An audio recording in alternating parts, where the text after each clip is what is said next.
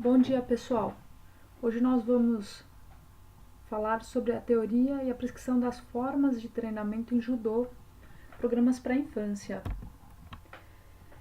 Então, o objetivo da aula vai ser apresentar para vocês a teoria e as prescrições das formas de treinamento que hoje são ministradas tanto para criança quanto adolescentes, tá? Então, essa aula ela não é só focalizada para crianças. Vocês vão observar que várias das atividades que são colocadas nessa aula são também ministradas em outras idades. E essa é uma aula que pode ser estudada tanto para o curso de bacharel quanto licenciatura.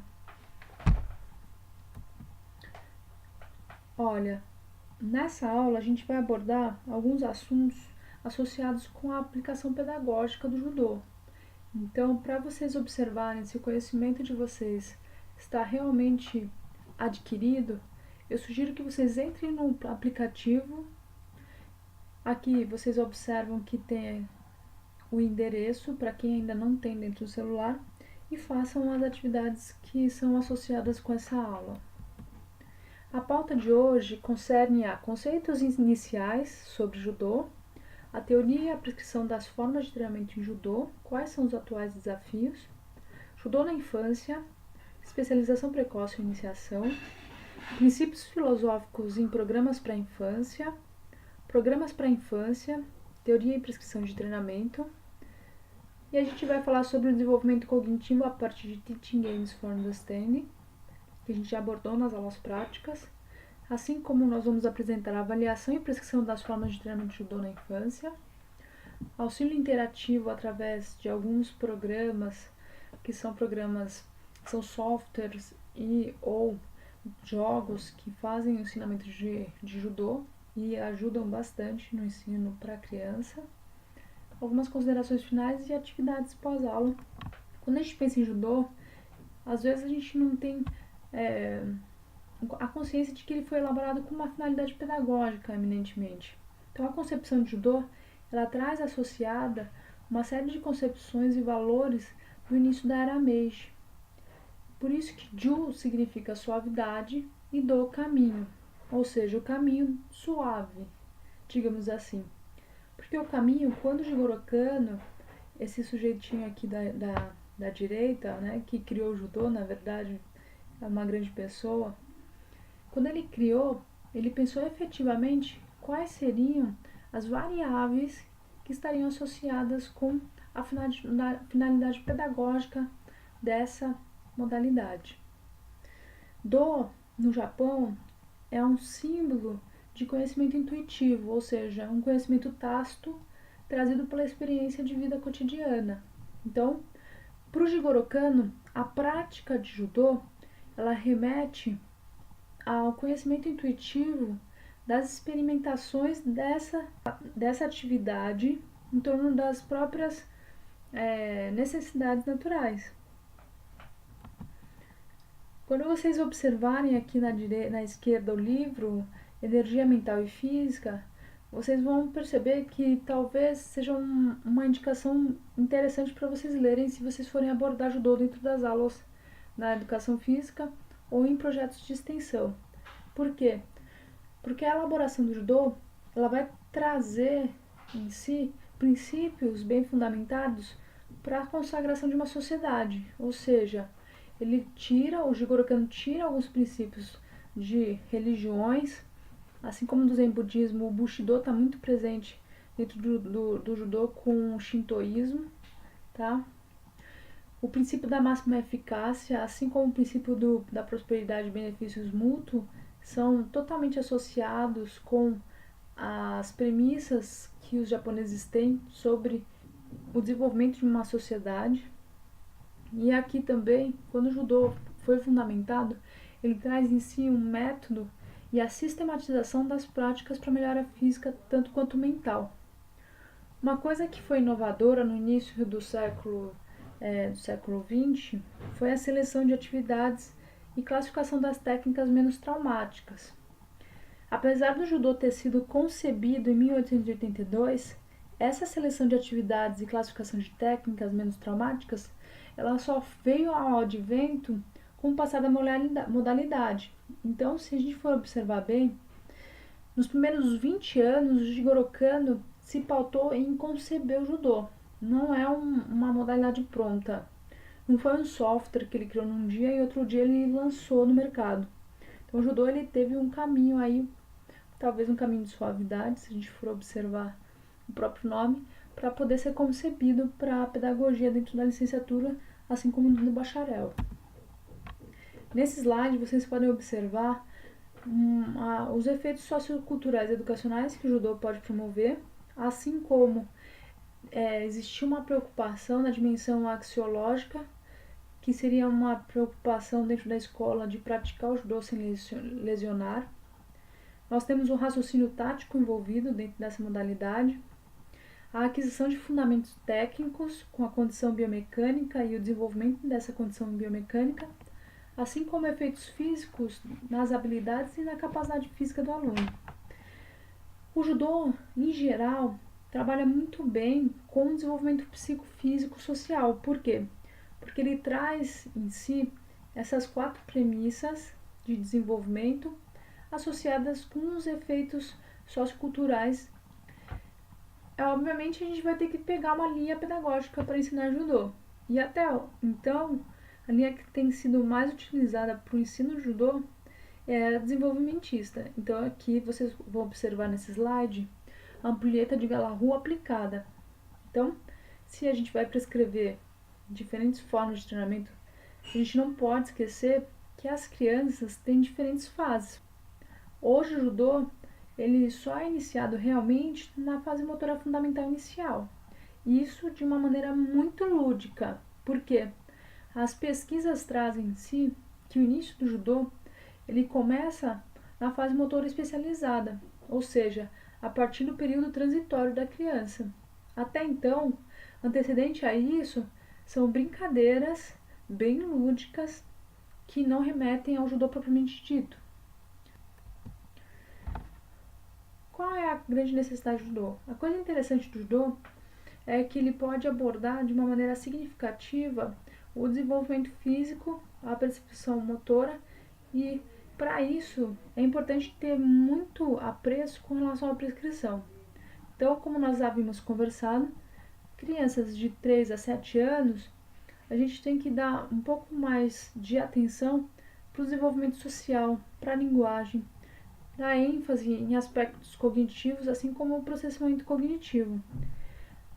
Nessa idade, normalmente a gente trabalha com cantigas, com brincadeiras lúdicas, atividades associadas com a realidade da criança, da imitação de animais e até mesmo algumas outras atividades que não têm tanto a ver com a modalidade judô, mas que podem promover habilidades motoras junto a essa modalidade, tá?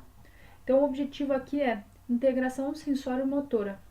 A criança ela precisa desenvolver proprioceptividade, ela precisa sincronizar o espaço, o tempo com a coordenação motora dela, ritmar isso.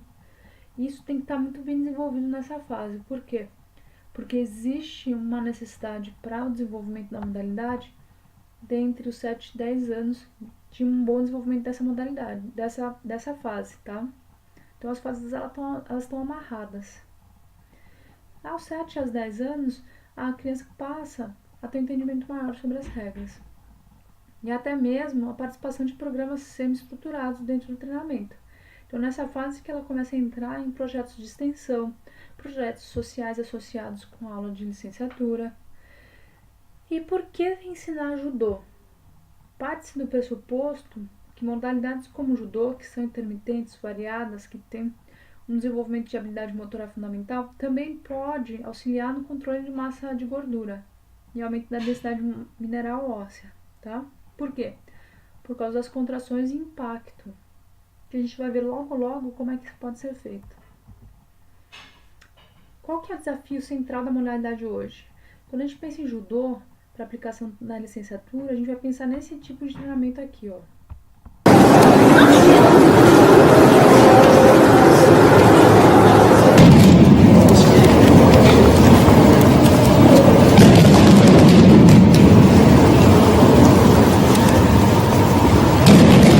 La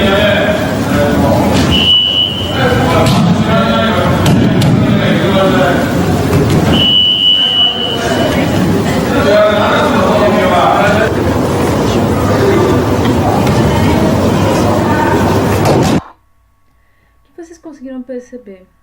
Crianças treinando com adultos num modelo de treinamento que é direcionado para adultos. Ou seja, esse modelo de treinamento ele é baseado na rigidez da composição dessa aula, que foi trazida do Japão.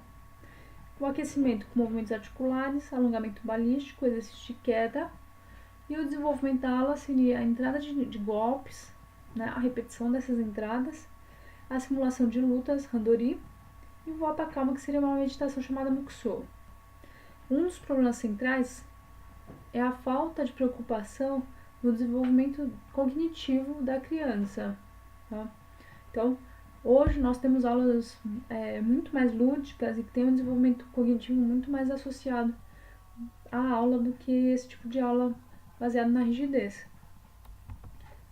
Então, a gente tem aqui no judô tradicional um formalismo típico da perspectiva oriental, que tem um sensei, um professor que ensina e faz.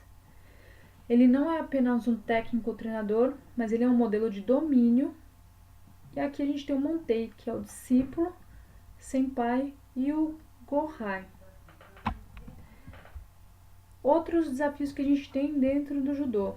Essa é uma aula para criança também. Essa é uma aula da Mongólia, tá, pessoal? Para vocês observarem como é que é a prescrição de treinamento lá.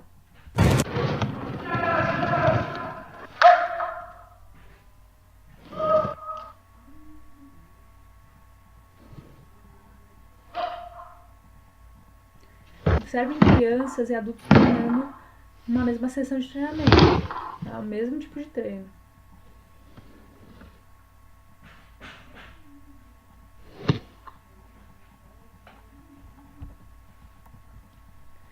Qual o grande problema disso também? Uma especialização precoce ela vai causar uma série de transtornos mentais ou até mesmo comorbidades, tá? Então, você vai desenvolver na criança medo constante, ansiedade, a desmotivação e a desistência da própria modalidade.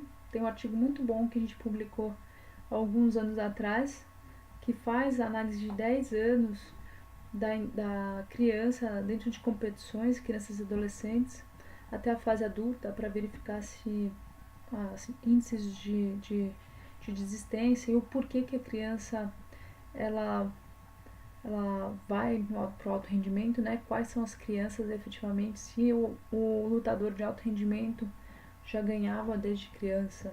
Então essa condição de especialização precoce ela é desinteressante para quem quer realmente fazer com que o judô na infância tenha um favorecimento na iniciação, seja dentro da escola ou fora da escola. A especialização precoce ela tem uma finalidade competitiva e dentro das modalidades de combate, normalmente a gente tem um controle no peso através das categorias. O problema central da especialização precoce é que ela traz também uma prática de redução de peso aguda que pode causar transtorno alimentar também, assim como miopatia persistente. A frequência de infecções elas aumentam por causa da redução do sistema imunológico. Existe distúrbio do sono, algumas alterações de humor e até mesmo o aumento dos casos de lesão em crianças. Enquanto a iniciação feita de uma maneira adequada, ela pode promover melhora psicossocial, pode aumentar a cognição, melhorar a memória, comportamento, pode promover uma reeducação alimentar através das sugestões do professor e até mesmo de uma nutricionista associada a essa aula, aumentar as vivências da criança, especialmente nas aulas de educação física, a multilateralidade, e ela pode ser plurifacetada, combinando atividades de judô com outras atividades esportivas e até mesmo com atividades lúdicas, como nós já vimos. E ela promove um desenvolvimento regular ao invés de aumento de lesão. Só para vocês terem uma ideia de quão pode ser prejudicial essa especialização precoce, ou seja, as aulas muito tecnicistas, a gente observa aqui um relato de estudo de caso de trauma posterior externo clavicular. Aqui vocês podem observar onde está circulado aqui o externo, que foi deslocado da clavícula. Mas é meio complicado isso, porque parece uma coisa simples, mas é muito grave. Isso daqui foi um estudo de caso que demorou anos, cerca de 2 anos para completar o remodelo do paciente, de uma criança de 6 anos de idade.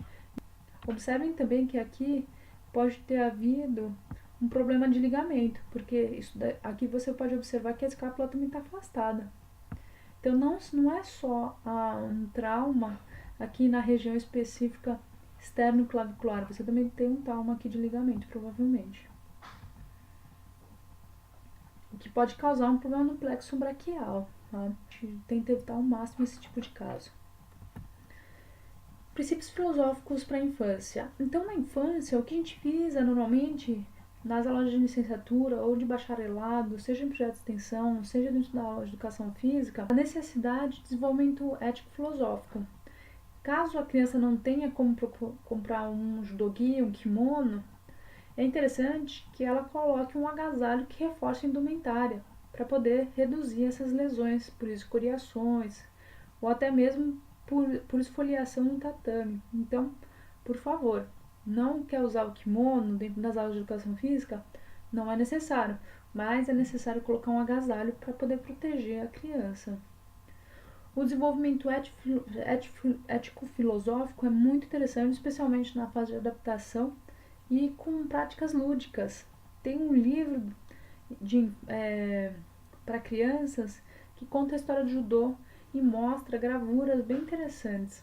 Além disso, na página de Facebook que tem dentro do aplicativo, vocês vão encontrar a série Judoquinha, que é uma série em quadrinhos desenvolvida para ensinar os princípios éticos, as regras, como tratar as pessoas dentro do judô e fora do judô. Tudo isso adaptado de maneira lúdica para a criança. Então vale a pena vocês observarem essa página, especialmente as filmagens Judoquinha. Dentro dos métodos de ensino, especialização e sistematização da prática, a gente também tem que lembrar que tem que ter uma adaptação e ludicidade. Não se pode ter especialização, como já foi falado, tá? A gente tem que entender um currículo científico e tentar simplificar ao máximo o aprendizado. E a coloração das páginas, elas servem realmente para estimular as crianças. No nosso caso aqui na aula, para vocês observarem aonde é que vocês estão na aula, tá bom? Olha aqui que interessante o projeto do Flávio Canto, que aborda o judô de uma maneira mais social. Como foi? Moro na Cidade de Deus já tem uns 22 anos. Sou mãe da Roberta. As pessoas discriminavam muito ela, entendeu? Eu sempre falei pra ela, você não dê ouvidos aos outros que os outros falam. Você tem que focar em você.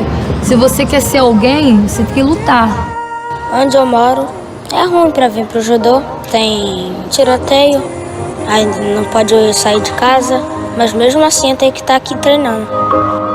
Quando eles chegam aqui, eles veem que nós nos preocupamos não somente de ele ser um bom atleta, mas ser um atleta com boa formação, tá, com bons princípios e também em fazer com que ele estude e esteja estudando. O que falta para esses jovens assim da comunidade é um pouco de oportunidade, que é o que não falta aqui no Reação. A ideia do Reação, desde o primeiro dia, era transformar pelo esporte, pelo judô. Diariamente a gente pratica coragem, determinação, humildade, solidariedade, valores que estão presentes no dia a dia de aula do judô. Então a gente tem certeza que a garotada absorve esses valores e leva para fora do tatame. Eu tenho 20 medalhas de ouro, nenhuma de prata, nenhuma de bronze. E todas que eu ganhei só foi por causa que eu tô lutando sério. Faz parte do judô. Aprender coisas e fazer amigos. É muito triste você ver uma criança ou você ver um jovem com muito menos oportunidades do que um outro. E aqui não, a gente vê que as crianças, elas são iguais umas às outras. É a parte bacana que tem aqui no Reação também. O pessoal que tinha um pouco mais de dinheiro, eles falavam que eram nossos padrinhos. Porque aqui no Reação, eu precisava de um kimono. Aquele casal me fornecia um kimono para eu poder continuar treinando. Então tem o atleta que tem muito e o atleta que tem pouco, mas nem por isso é um grupinho separado. A gente aqui é uma família.